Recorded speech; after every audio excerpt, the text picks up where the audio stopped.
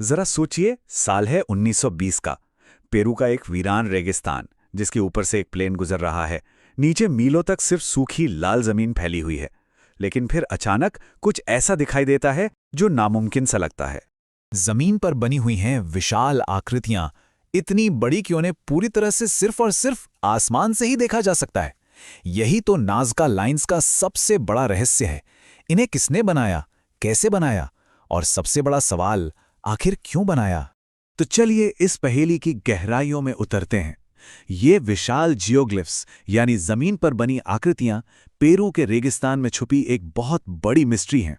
इनमें सीधी सीधी लकीरों से लेकर बड़े बड़े जानवरों की तस्वीरें तक शामिल हैं, और कुछ तो फुटबॉल के मैदान से भी बड़ी हैं। और इसका स्केल, मतलब ये कितना बड़ा है, ये तो और भी हैरान करने वाला है। अभी तक 800 से ज्यादा सीधी लाइनें मिल चुकी हैं, 300 से ज्यादा ज्यामितीय डिजाइन हैं, और तो और जानवरों और पौधों की 70 से भी ज्यादा विशाल आकृतियां खोजी जा चुकी हैं। वाकई अविश्वसनीय है। तो अब सवाल यह है कि वो जगह कौन सी है और इसे बनाने वाले लोग कौन थे। देखिए, ये लाइनें दक्षिणी पेरू के पाम्पा कोलोराडो रेगिस्तान में हैं, जो दुनिया की सबसे सूखी जगहों में से एक मानी जाती है। और पता है सबसे कमाल की बात क्या है? ये आकृतियां 2000 सालों तक एकदम सही सलामत कैसे रहीं? इसका राज छुपा है यहाँ के अनोखे मौसम में। यहाँ बारिश ना के बराबर होती है, हवा भी बहुत कम चलती है, और मौसम लगभग एक जैसा रहता है। इसी वजह से ये हजारों साल पुरानी कला आज भी वैसी की वैसी है। तो आखिर इन्हें बनाया किसने था? इन्हें बनाने वाले थे नाज़का सभ्यता के लोग, एक ऐसी संस्कृति जो अपने समय से बहुत आगे थी, खासकर इंजीनियरिंग और कला के मामले में। उन्होंने करीब 100 ईसा पूर्व से लेकर 800 ईस्वी के बीच इन कमाल की आकृतियों को बनाया था। अच्छा, अब आते हैं अगले बड़े सवाल पर।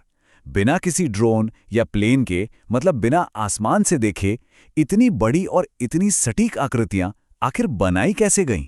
चलिए देखते हैं ये कैसे मुमकिन हुआ।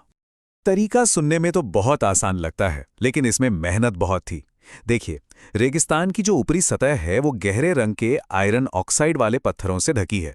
नाज़का लोगों ने बस इन गहरे पत्थरों की ऊपरी परत को बहुत ध्यान से हटाया। इससे नीचे की हल्के रंग की मिट्टी दिखने लगी, और बस यही तो डिजाइन था। बड़ी बड़ी आकृतियों को सटीक बनाने के लिए उन्होंने लकड़ी के खंभों और लंबी रस्सियों का इस्तेमाल किया होगा, जो बताता है कि उनकी मैथ्स और प्लानिंग कितनी जबरदस्त थी। तो अब बात करते हैं सबसे दिलचस्प सवाल की। वो सवाल जो हर किसी को सोचने पर मजबूर कर देता है। इतनी मेहनत क्यों ऐसी कला बनाने के लिए जिसे बनाने वाले खुद कभी पूरी तरह से देख ही नहीं सकते थे? इसको लेकर ना कई थ्योरीज हैं। एक थ्योरी तो बिल्कुल साइंस फिक्शन जैसी लगती है। 20वीं सदी में यह बहुत पॉपुलर हुई कि ये लाइनें असल में एलियन स्पेसशिप के लिए रनवे थीं। लेकिन ज़्यादातर वैज्ञानिकों ने इस आइडिया को नकार दिया है। इसकी जगह एक ऐसी थ्योरी है जो ज़्यादा ज़मीनी और वैज्ञानिक लगती है, और वो पानी से जुड़ी है। तो जो सबसे बड़ी साइंटिफिक थ्योरी है वो है वाटर रिचुअल थ्योरी।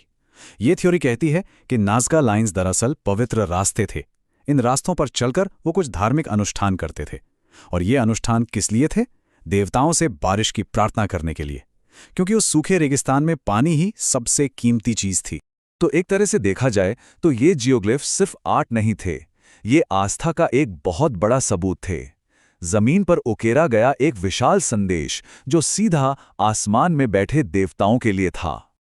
और ये आइडिया कितना जबरदस्त है। सोचिए, वो जानवरों और पौधों की आकृतियां, ये उन देवताओं को खुश करने के लिए थीं जो प्रकृति और पानी को कंट्रोल करते थे।